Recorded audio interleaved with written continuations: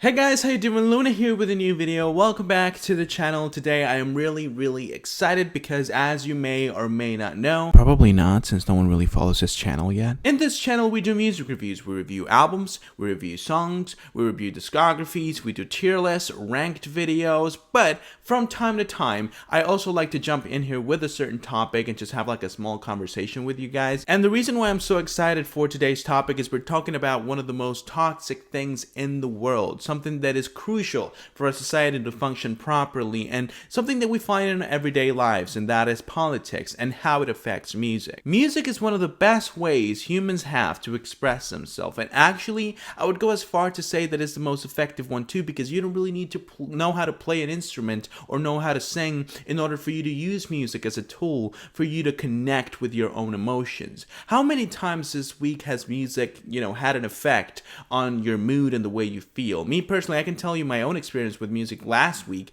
Every time I get on a car ride, if I play a sad song, it's going to be a really gloomy and quiet and reflective car ride. But if I put on heavy metal or any sort of aggressive and accelerating music, best believe I'm not going to speed limit. I live in Florida, by the way, so it really doesn't matter if you're going to speed limit or not, let's be honest here. And if I put a happy, fun, merry-going song, it's going to be one of the most enjoyable car rides of all time. In other words, music is the perfect tool for you to manipulate your brain to feel a certain way or to be on a certain wavelength. So it comes as no surprise, and actually it's kind of obvious that politicians have used music to communicate a certain message or to boost their own popularity as well. Actually, musicians themselves use their craft to, put their own political ideologies out there and connect with the people who feel the same, and sometimes shame the people who don't think the same. The reason why I'm saying all this, all these things, is basically to put a question in context. Can politics ruin music? Now, in order for us to answer this question, we need to understand two things, in my opinion.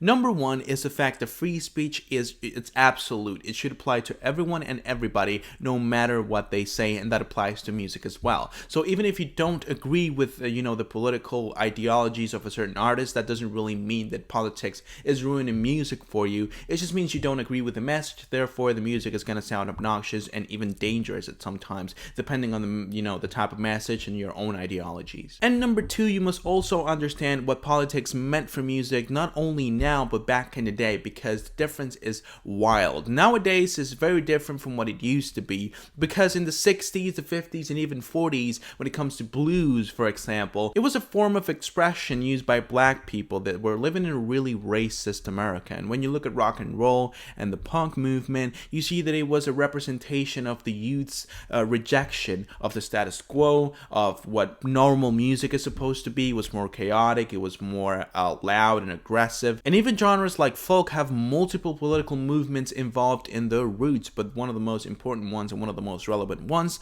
was the anti-war movement led by people like Bob Dylan in his early discography, with records like The Times They Are Changing and The Free Willing of Bob Dylan. So on paper, it would seem like politics actually helped music be more relevant and elevated the narrative of the songs by making it more important and more connected to the real world and what was actually happening on the world at the time. However, that changed a lot when it comes to when we go into the 80s, because that's when we have songs like We Are the World, which is actually one of the top 10 best-selling singles of all time, because record labels started to notice, and artists themselves started to notice, that when you put a political message or ideology in your song that enrages a lot of people, that moves a lot of people maybe, they react, and they react by buying and listening to the songs and supporting the material by actually giving money to the artist. Now, a lot of people like to say, well, most of the money made by the song is actually donated to the cause the song is talking about, so what's the problem in that? And me personally, I totally agree. I don't think there's any issue in making a song about this. Again,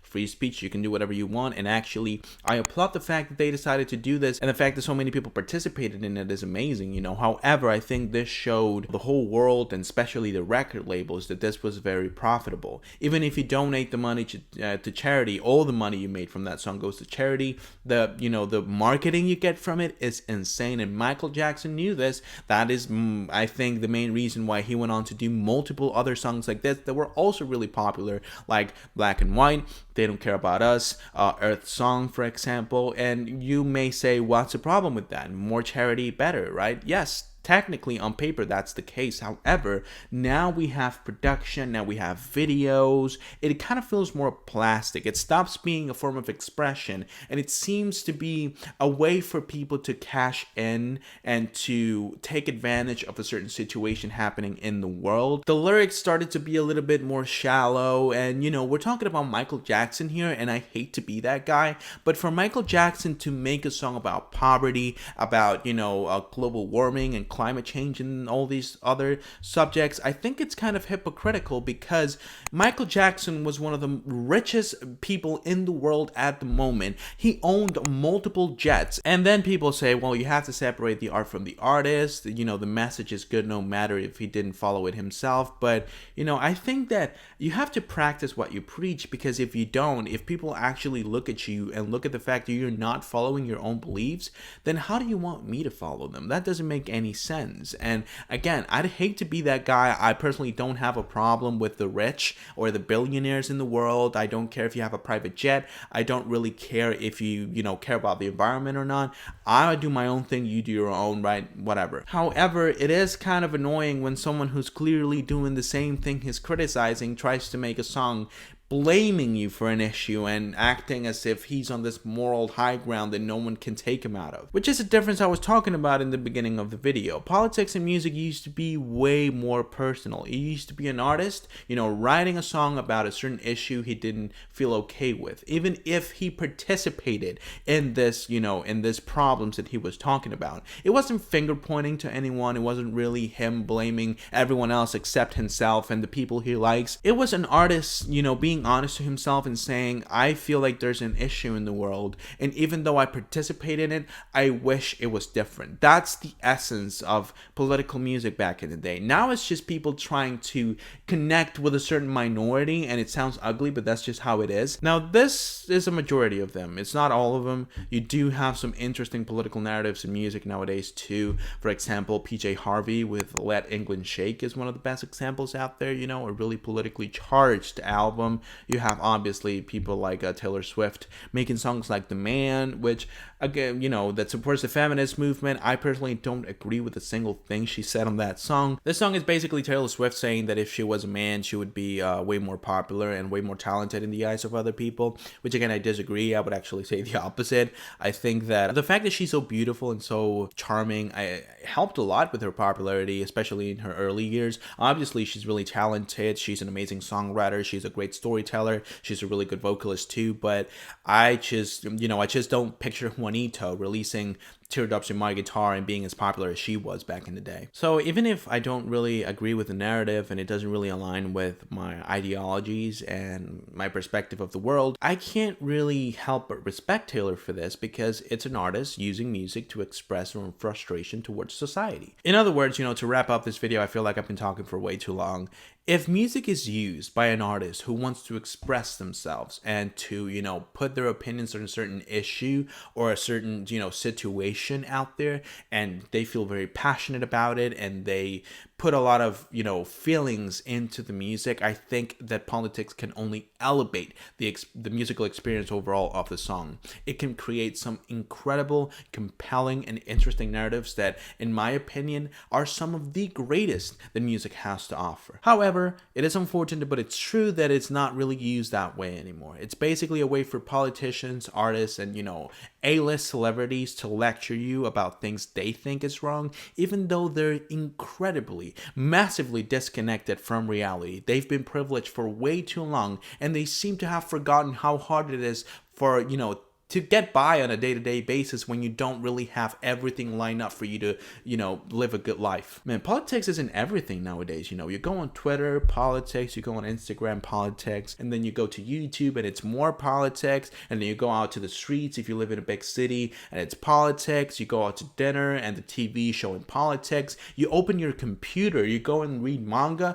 and the ads are about politics. Like, everything has politics in it nowadays, and it's so exhausting something that often we try to go for sports to escape from this reality, and sports have politics. You go to watch a movie and the movie has politics. You go to read a book, the book has politics. You go to Walmart to do groceries and there's politics on the fucking products. Everything has politics nowadays. So you go to music to try and escape from it all, and now music also has politics too. Like, it's so exhausting. We try and find ways to escape from the real world because we're so tired of it. We've been dealing with it for our whole lives, and when we try to go to all these different forms of art to sort of escape from it, we can't really do it anymore because there's politics in it too. Most of the times I just want to escape from the world. I just want to rest, and I want to feel happy. I want to feel sad. I want to feel angry. I want to feel, numb. I want to feel nothing. I want to use music as a tool to understand my own feelings and connect with them.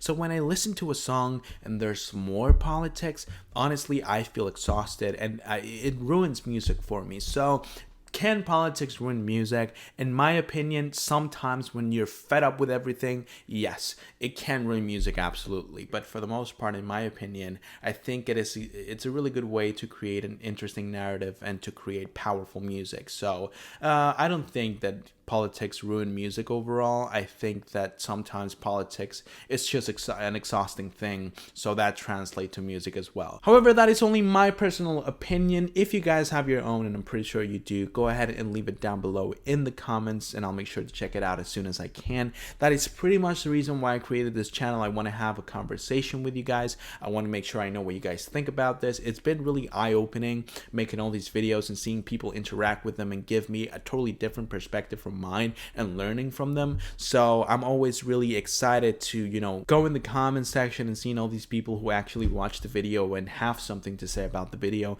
It makes me really, really happy. So why don't you go ahead and give it a try.